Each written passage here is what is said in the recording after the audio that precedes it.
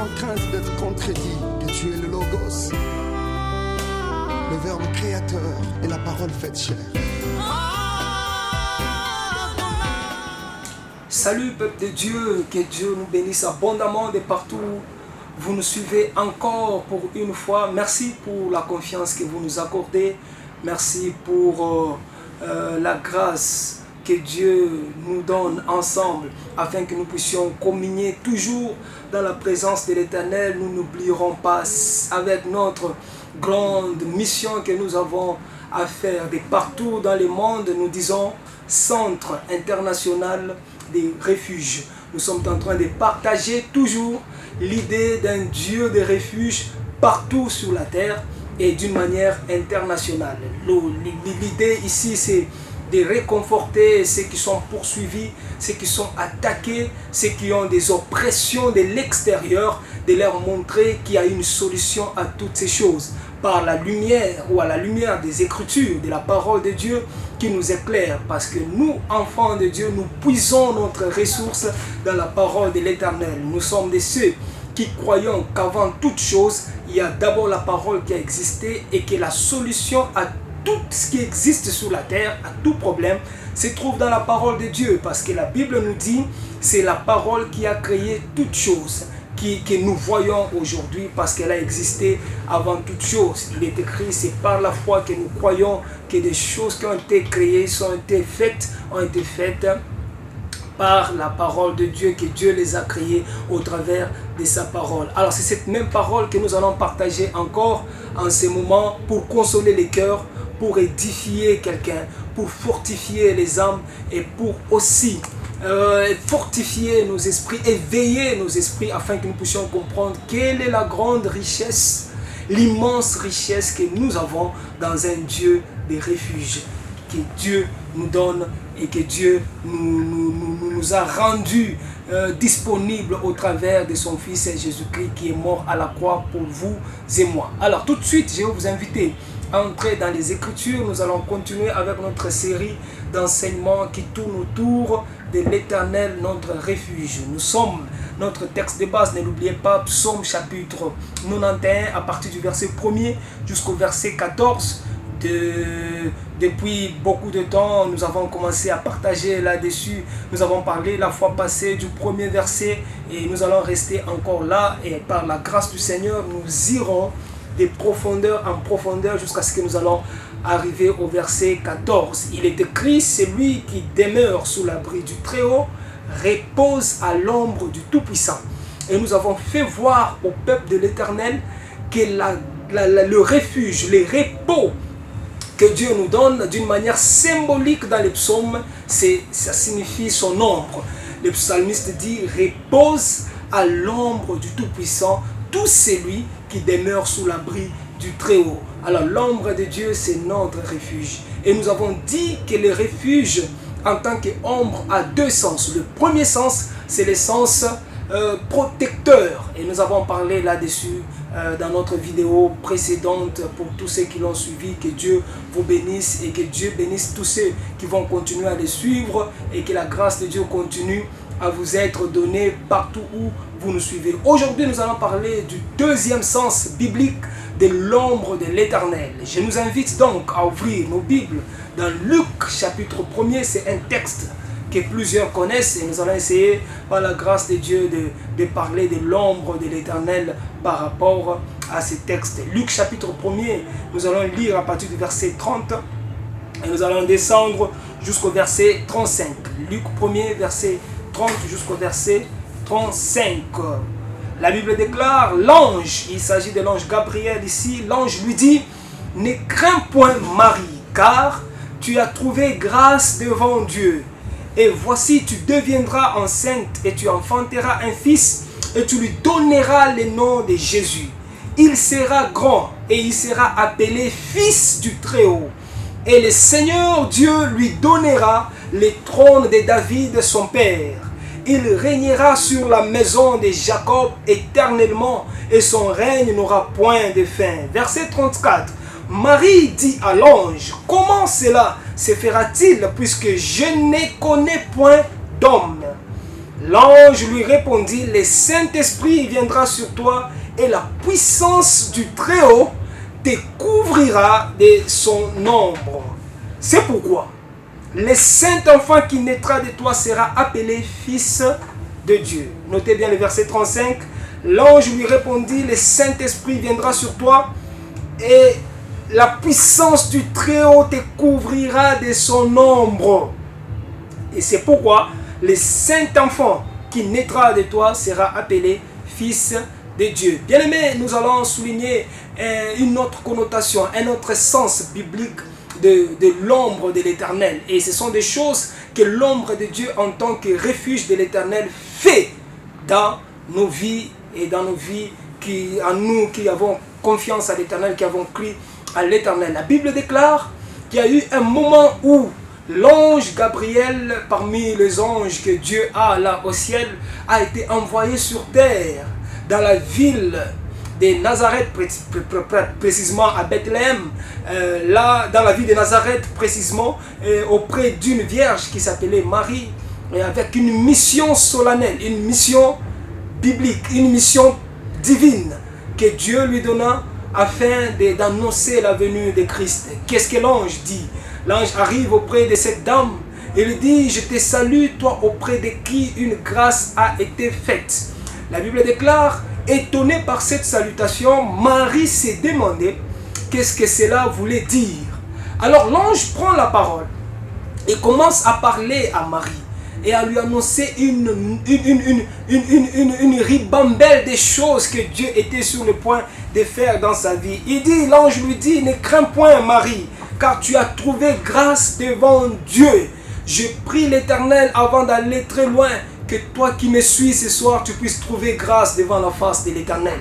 Bien-aimé, il n'y a pas merveilleuse chose sur cette terre que de trouver grâce devant Dieu. C'est parce que Marie avait trouvé grâce devant Dieu que l'Éternel avait dépêché les anges sur son chemin. Tout celui qui trouve grâce devant la face de l'Éternel, Dieu lui dégage, Dieu lui envoie des anges sur son chemin, il lui envoie des belles rencontres qu'il rencontre sur son chemin, des rencontres qui vont l'étonner, qui vont le pousser à se poser la question, est-ce que je mérite ce genre de rencontres? Je prie Dieu que tu trouves grâce devant sa face et qu'avant la fin de cette année, tu fasses et tu rencontres des belles rencontres sur ton chemin. Il dit, et voici, tu deviendras enceinte et tu enfanteras un fils et tu lui donneras le nom de Jésus. Là, c'est l'ange qui parle à Marie.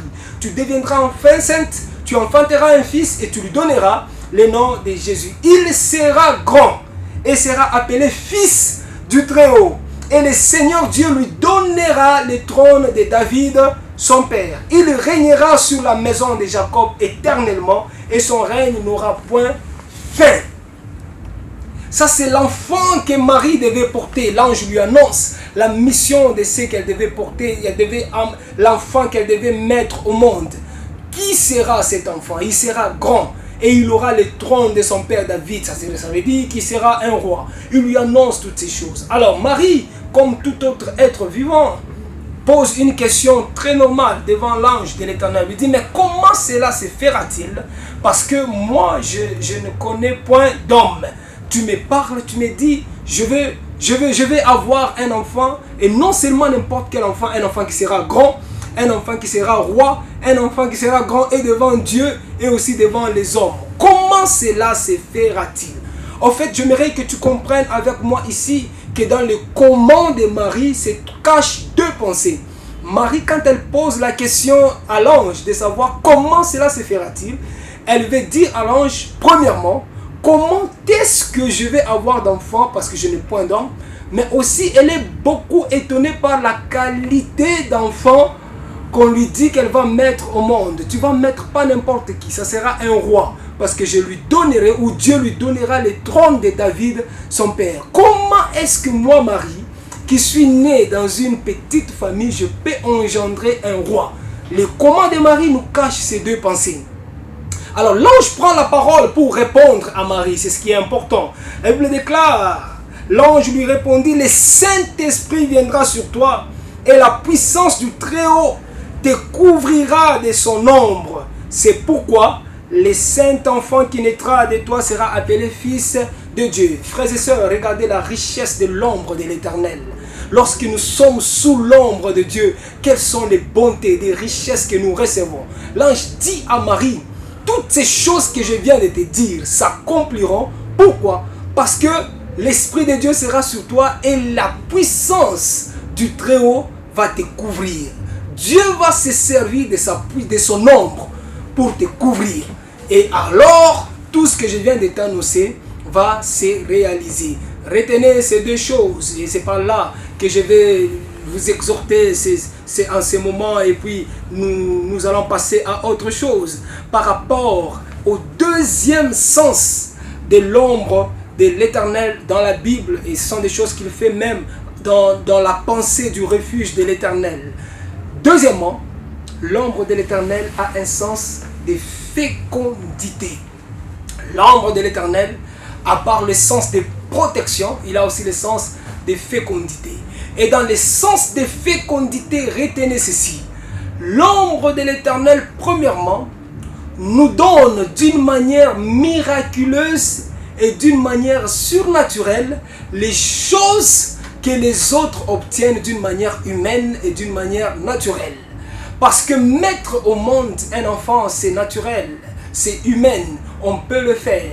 La Bible nous montre comment Ève, dans Genèse chapitre 4, le verset 1er, la Bible déclare, Adam connut Ève, et Ève va enfanter un fils qu'elle va appeler Caïn pour dire, j'ai formé un homme avec l'aide de l'Éternel, mais c'est moi, Ève, qui ai formé cet homme, parce que j'ai connu, parce que Adam m'a connu, et moi j'ai formé cet homme. C'est naturel, c'est humain, et c'est continué comme ça, ça continuait ainsi.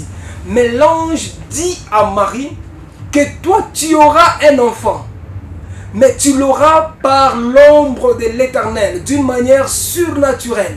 Ça ne sera pas avec l'aide d'un homme, ça ne sera pas par ta propre force, mais ça sera sous l'ombre du Très-Haut et tu l'auras d'une manière miraculeuse. Retenez ceci, frères et sœurs, les choses que tout le monde obtient ordinairement, mais quand tu es sous l'ombre de l'Éternel, tu possèdes ces choses d'une manière miraculeuse et d'une manière surnaturelle. Je prie l'Éternel que tous les résultats que les autres ont d'une manière naturelle et d'une manière humaine, que toi tu les obtiennes dans l'ombre de l'Éternel d'une manière surnaturelle et miraculeuse. Qu'il en soit ainsi sur ton chemin au nom de Jésus. L'ombre du Très-Haut t'accorde des résultats d'une manière miraculeuse et d'une manière surnaturelle. Ce que les autres possèdent naturellement, humainement. Je prie Dieu qu'à partir du moment où tu suis cette vidéo, que tes résultats ne soient plus les résultats naturels. Que tes résultats ne soient plus des résultats humains. Que tu puisses être maintenant dans la liste des gens qui obtiennent des choses d'une manière miraculeuse. Tout le monde aura le travail normalement, mais de toi ou sur toi, parce qu'il y a l'ombre de l'Éternel, tu l'auras d'une manière miraculeuse, d'une manière surnaturelle. Et même je le déclare dans tous les domaines de ta vie, qu'il en soit ainsi au nom de Jésus. Deuxième chose qui est cachée dans la loi de la fécondité de l'ombre du Tout-Puissant, c'est que l'ombre du Tout-Puissant, dans sa pensée de fécondité, fertilise la qualité des fruits de nos entrailles. C'est comme ça que l'ange est en train de dire à Marie, je sais que tu n'es pas fille d'un roi, je sais que tu n'es pas une princesse Marie, mais de toi sortira quelqu'un qui aura le trône de David son père et qui régnera sur la maison de Jacob éternellement. J'aimerais dire à quelqu'un, lorsque tu es sur l'ombre du Très-Haut, l'ombre de Dieu modifie et fertilise la qualité des fruits de tes entrailles et même la qualité des fruits de tes mains. Je déclare au nom de Jésus que l'ombre du Très-Haut fertilise la qualité des fruits de tes mains.